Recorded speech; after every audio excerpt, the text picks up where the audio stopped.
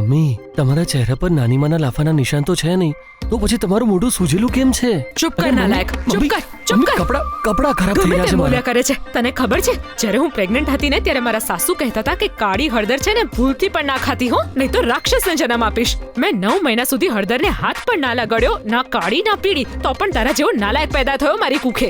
અરે આ ઘરમાં રોજે રોજ તારી માં સાથે કેટલો અન્યાય થતો રહે છે અને તને કોઈ ફરક નથી પડતો. તું એક કામ કર બેટા, ચંદનના લાકડા છે ને ભેગા કરવાનું શરૂ કરી દે.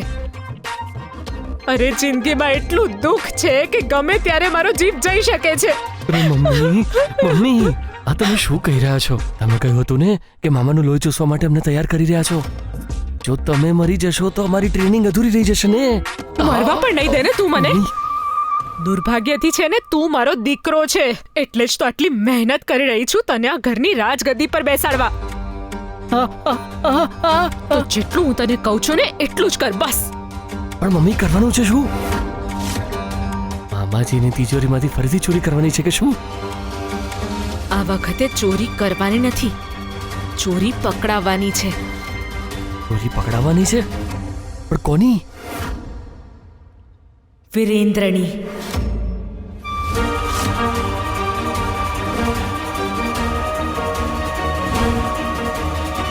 હવે તો મેં પણ સમ ખાધા છે.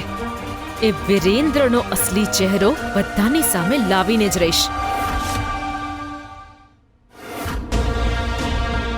મારો પૌત્ર વિરેન્દ્ર ત્યાં જ લગ્ન કરશે જ્યાં હું ઈચ્છીશ.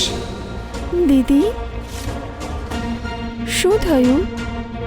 બધું ઠીક છે ને? કોઈ તકલીફ હોય તો તમે મને કહી શકો છો. આખરે હું તમારી સગી બહેન છું. અરે કેમ વારંવાર જૂના સંબંધોના ભજન ગાવા લાગે છે તું?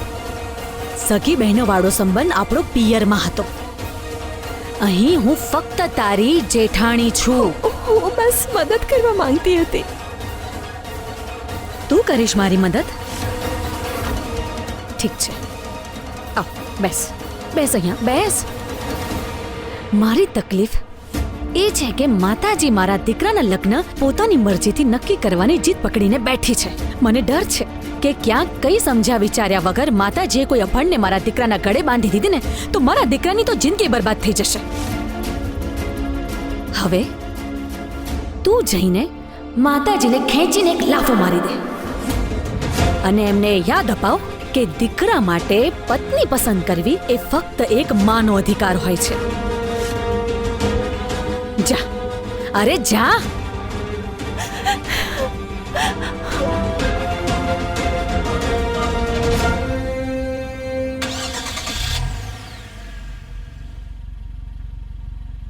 ચાલુ થઈ ગઈ ગાડી દીદી.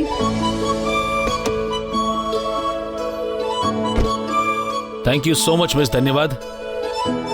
જો આજે તમે મદદ ના કરી હોત ને તો આ ગાડી મારે ધક્કા મારીને ઘરે સુધી પહોંચાડવી પડત.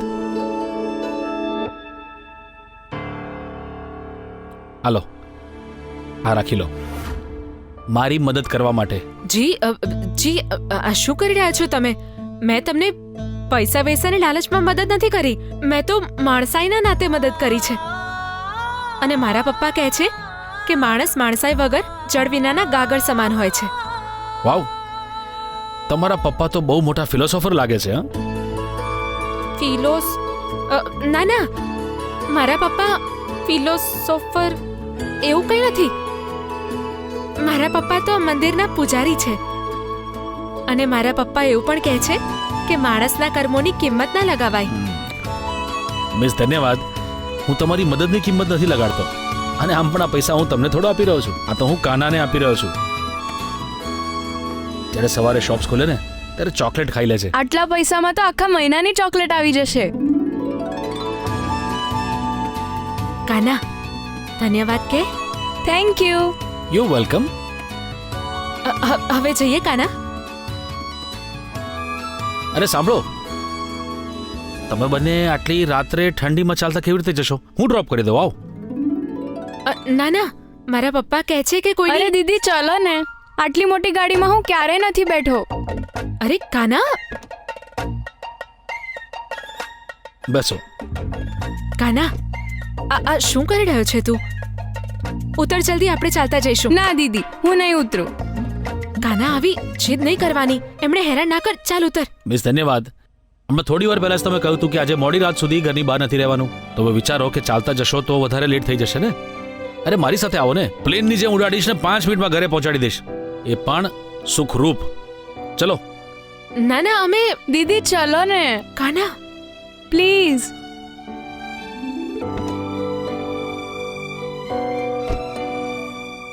ચાલો, આપણે જઈ શકીએ છીએ. મિસ ધન્યવાદ, હું તમને ઘરે ડ્રોપ કરું છું. ડ્રાઈવર નથી તમારો. આગળ બેસો ત્યાં જઈને. આગળ ત્યાં?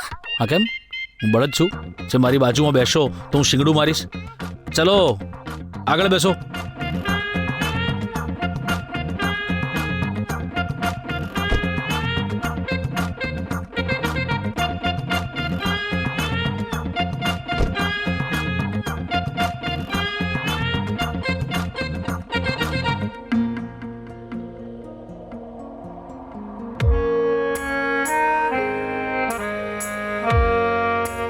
Seat belt.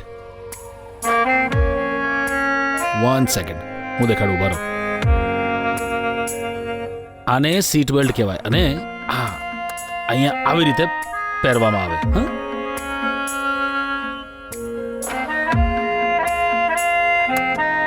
લગાવો તો પડશે જ તમારે. Safety first.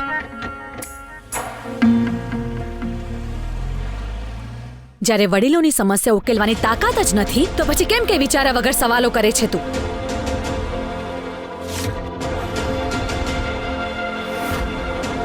થોડા વર્ષો પહેલા તમે પણ કંઈ સમજ્યા વિચાર્યા વગર મારા જીવનનો એક નિર્ણય લઈ લીધો હતો. દુર્ગેશજી સાથે મારા લગ્ન કરાવીને આ જેલમાં લઈ આવ્યા તમે મને. જાના શ્વાસ લેવાની આઝાદી છે અને ના પતિનો પ્રેમ. અરે તો ના પાડી દેવી હતી ને. એ તો મારી બુદ્ધિ બગડી હતી કે મેં એવું વિચાર્યું કે મારી બહેન પણ સાસરે આવી જશે તો મહેલમાં જ રાજ કરશે. પણ તું તારા પતિને રીઝાવી ન શકી. આટલા વર્ષોમાં આ પરિવારને બાળક પણ ન આપી શકી. એ મારી ભૂલ તો નથી ને? હકીકત તો એ છે કે તારું દુર્ભાગ્ય તું પોતે જ તારી સાથે લઈને આવી છે. દોષ તારા ભાગ્યનો છે અને આરોપ મારા પર લગાવે છે.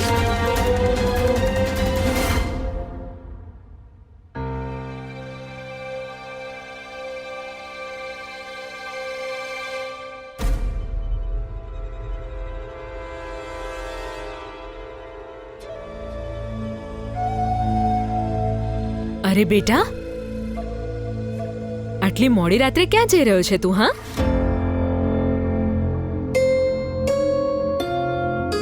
ઊંઘ નહોતી આવતી ફોઈ, વિચાર્યું બહાર ચક્કર મારી આવું છું દાદી. ચક્કર શું ચાલી રહ્યું છે એ તો અમે બધા જાણીએ છીએ બેટા. બસ તારી હકીકત માતાજી સામે આવે એટલી જ વાર છે. થોડું ધ્યાન રાખજે અને જલ્દી આવજે હો, મોડું ના કરતો.